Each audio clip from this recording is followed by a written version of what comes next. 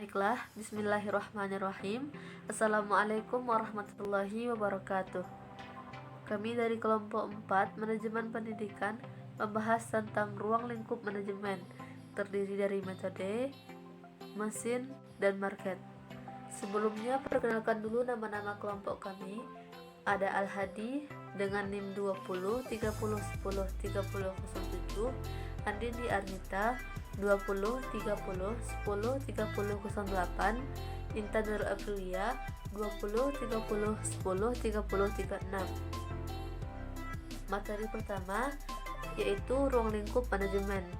1. Lingkungan luar atau eksternal, terdiri dari lingkungan umum dan lingkungan khusus. Lingkungan umum meliputi ekonomi, politik, hukum, sosio-kultural, teknologi, dimensi internasional, dan kondisi lingkungan alam. Lingkungan khusus meliputi pemilik, customer, klien, pemasok, pesaing, suplai tenaga kerja, badan pemerintah, lembaga keuangan, media, dan serikat pekerja. 2. Ada lingkungan dalam atau internal, terdiri dari manusia, finansial, fisik, sistem dan teknologi, sistem nilai dan budaya organisasi. Yang pertama ada metode. Dalam manajemen diperlukan adanya metode untuk menentukan bagaimana suatu pekerjaan dapat dilakukan. Serangkaian prosedur dan instruksi ditetapkan dengan mempertimbangkan pada tujuan yang hendak dicapai, fasilitas yang tersedia, waktu, uang, dan kegiatan bisnis. Metode-metode tersebut ditetapkan sebagai standar operasional yang baku atau SOP, yang berperan meningkatkan penggunaan semua sumber daya dan faktor-faktor produksi sehingga semua pekerjaan bisa berjalan sesuai dengan keperluan dan dapat mencapai tujuan. Menggunakan metode yang telah disusun sesuai dengan divisi yang dapat dibagikan kepada para pekerja yang ahli pada bidangnya.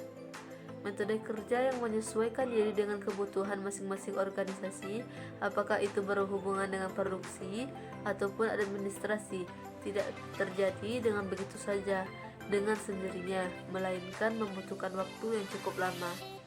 Yang kedua ada mesin. Salah satu unsur manajemen yang paling penting atau pendukung terhadap berjalannya proses pencapaian suatu tujuan adalah mesin.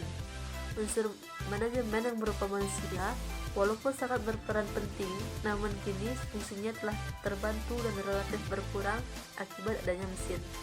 Mesin kini telah menjadi sebagai pembantu manusia dalam menyelesaikan pekerjaan-pekerjaan yang sebelumnya dikerjakan dengan tenaga manusia. Perkembangan kemajuan teknologi kini menyebabkan penggunaan mesin yang makin dominan dalam segala bidang, baik untuk produksi, pengangkutan, maupun yang lainnya.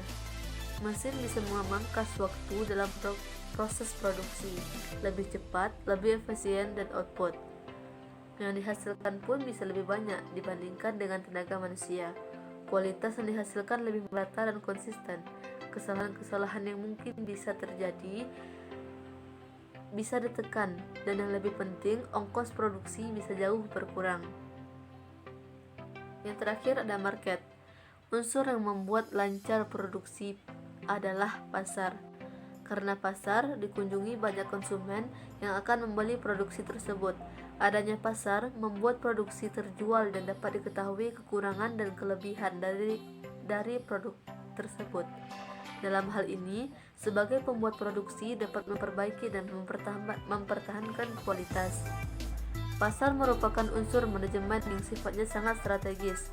Penguasaan pasar dalam arti menyebarkan dominasi hasil produksi bisa jadi merupakan satu faktor yang menentukan dalam perusahaan. Dalam manajemen, untuk menguasai pasar dapat menggunakan strategi yang baik untuk bersaing dan menjadi yang utama. Agar dapat menguasai segmentasi pasar, pihak manajemen harus memiliki strategi pemasaran yang handal dan dapat bersaing dengan kompetitor market sejenis, baik dari sisi harga, kualitas maupun kuantitas. Baiklah, sekian. Wassalamualaikum warahmatullahi wabarakatuh.